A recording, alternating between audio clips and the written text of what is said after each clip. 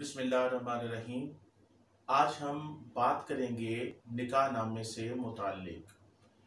निकाह नामा क्या है और इस पर मौजूद जो कॉलम्स हैं उसकी तफसील क्या है। निकाह नामा एक समाजी दस्तावेज़ है जो फरीकैन यानी मियाँ और बीवी के दरमियान ईजाब व कबूल से मुकम्मल हो जाता है, या यूं भी कह लें कि ये एक कानूनी दस्तावेज़ है जिसमें हकूक़ व फ़राइज़ का तयन किया जाता है। हमारे माशरे में आम तौर पर निकाह नामे की तफसील से मुताल्लिक बात नहीं की जाती। हालांकि औरत को कानून ने और शरीयत ने जिन तहफ़्फ़ुज़ात को अपने मुस्तक़बिल में यकीनी बनाने की इजाज़त दी है वो इन कॉलम्स को सही तरीके से पुर करने से ही मुमकिन है। इसलिए मुआशरे में ये एहसास पैदा किया जाए और निकाह नामे की अहमियत को उजागर किया जाए। इसी सिलसिले की कड़ी आज की हमारी ये वीडियो है जिस पर हम कोशिश करेंगे कि समझा सकें कि निकाह नामे के जो कॉलम्स होते हैं उसकी तफसील क्या है और उसको कैसे पुर करना चाहिए और कौन से ऐसे हकूक़ हैं जो शरीयत और कानून ने आपको दे रखे हैं। निकाह नामे पर बहुत से कॉलम्स मौजूद होते हैं जिनकी तादाद जो है वो तकरीबन 25 बनती है। कॉलम नंबर 1 ता 12 जनरल मालूमात के कॉलम होते हैं जिस पर औरत का नाम, मर्द का नाम यानी जो मियाँ बीवी बन रहे हैं और उनकी सकूनत, रिहाइश, शादी के गवाहान, उनकी यूनियन कौंसल, मुकम्मल पता और इसके अलावा औरत से मुताल्लिक कि वो तलाक याफ्ता है, बेवा है या कंवारी है, और इसी तरह मर्द की तफसील इन कॉलम्स में दर्ज की जाती है। इसके बाद बारी आती है कॉलम नंबर 13 की। कॉलम नंबर 13 की तफसील कुछ यूँ है कि इस कॉलम में हक महर की तफसील लिखी जाती है। अब सवाल ये पैदा होता है कि हक महर कितना होना चाहिए। तो हक महर वही है जो मर्द आसानी से अदा कर सके और औरत भी उस पर राज़ी हो, यही हक महर शरीयत के ऐन मुताबिक है। आगे है कॉलम नंबर 14। ये भी हक महर से मुताल्लिक है।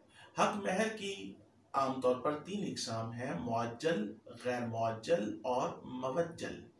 मुअज्जल हक महर वो होता है जो फौरी तौर पर अदा कर दिया जाए। गैर मुअज्जल हक महर वो होता है जो ताख़ीर से अदा किया जाए। मुवज्जल हक महर वो हक महर होता है जो औरत को मर्द की वफ़ात के बाद अदा किया जाता है। लेकिन ये वाज़े रहे कि मुवज्जल हक महर वरासत के अलावा होता है जो मर्द की वफ़ात के बाद वरासत के साथ औरत को अलहदा से दिया जाता है। इसके बाद कॉलम नंबर 15 की बात करेंगे। अगर हक महर का कुछ हिस्सा शादी के मौका पर अदा किया जाए तो उसकी तफसील कॉलम नंबर 15 में लिखी जाती है। कॉलम नंबर 16 भी हक महर से ही मुताल्लिक है, लेकिन इसमें फ़र्क ये है कि अगर हक महर में कुछ जायदाद औरत को दी गई है तो उसकी तमाम तफसील कॉलम नंबर 16 में लिखी जाती है। लेकिन ये वाज़े रहे कि इस जायदाद की तफसील के साथ उसकी कीमत का तयन भी कर दिया जाता है जो उस मौका पर उस जायदाद की कीमत सिक्का राइजुल वक्त के मुताबिक होती है, ताकि बाद में कोई फ्रॉड या धोखा ना दिया जा सके। अब कॉलम नंबर 17 की बात करें तो कॉलम नंबर 17 ख़ास शराइत से मुताल्लिक होता है। मसलन अगर किसी मियाँ बीवी के दरमियान नाचाकी हो गई या अलहदगी हो गई तो नान नफ़का या ख़र्चा किस तरह से अदा किया जाएगा।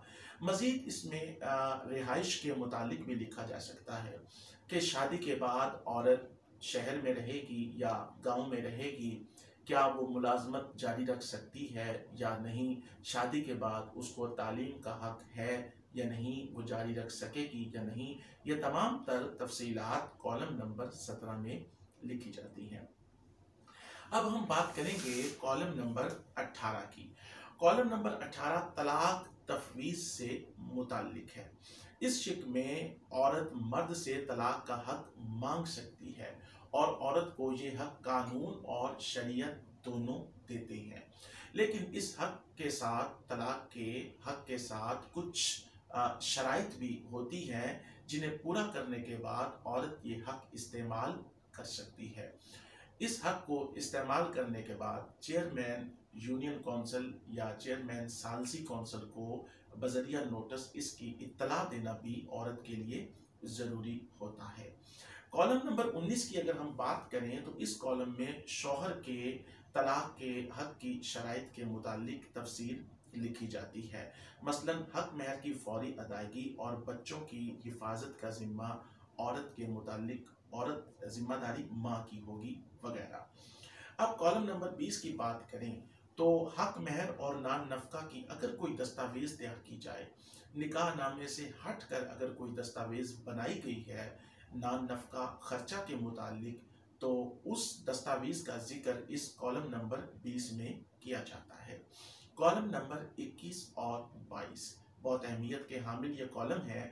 اگر دوسری شادی سے متعلق بات کی جائے، مرد کو اگر یہ دوسری شادی کی اجازت مل جائے تو اس کالم میں پہلی بیوی سے اجازت ملنے کی تاریخ اور چیئرمین یونین کونسل کی اجازت کا ذکر کیا جاتا ہے، اور دوسری شادی کی صورت میں نکاح کے وقت کالم نمبر 21 کو ضرور پر کرنا چاہیے۔ اب اگلے کالم میں بیان حلفی کے متعلق بات کی جاتی ہے، ختم نبوت کے متعلق اس میں بیان حلفی دیا جاتا ہے۔ مسلم آرڈیننس قوانین کے تحت اب حال ہی میں یہ امینڈمنٹ کی گئی ہے، نکاح نامے میں ایک نیا کالم درج کیا گیا ہے جس پر میاں اور بیوی ختم نبوت کا اقرار کر کے اپنے دستخط کرتے ہیں۔ آخر پہ شادی کے گواہان کے دستخط لیے جاتے ہیں، میاں بیوی کے بھی دستخط نکاح نامے پر کروائے جاتے ہیں، اور نکاح رجسٹرار سب سے آخر میں اپنے دستخط کر کے اور اپنی مہر لگا کر اس دستاویز کو مکمل کرتا ہے۔ اس دستاویز کی 4 کاپیاں بنائی جاتی ہیں جو نکاح کے رجسٹر میں موجود ہوتی ہیں۔ اس میں سے ایک کاپی مرد کو دے دی جاتی ہے جبکہ دوسری کاپی عورت کے حوالے کی جاتی ہے۔ ایک کاپی یونین کونسل میں دی جاتی ہے اور ایک کاپی رجسٹر کے اندر ریکارڈ کے طور پر محفوظ کی جاتی ہے۔ یونین کونسل متعلقہ جو ہے وہ بعد میں کمپیوٹرائزڈ کاپی اسی دستاویز کی جاری کر دیتا ہے جسے بعد میں حاصل کیا جا سکتا ہے۔ امید کرتا ہوں آج کی ویڈیو آپ کو پسند آئی ہوگی۔ اگر آپ کو ویڈیو پسند آئی تو آپ کمنٹس میں اس کا اظہار ضرور کیجیے۔ بہت شکریہ۔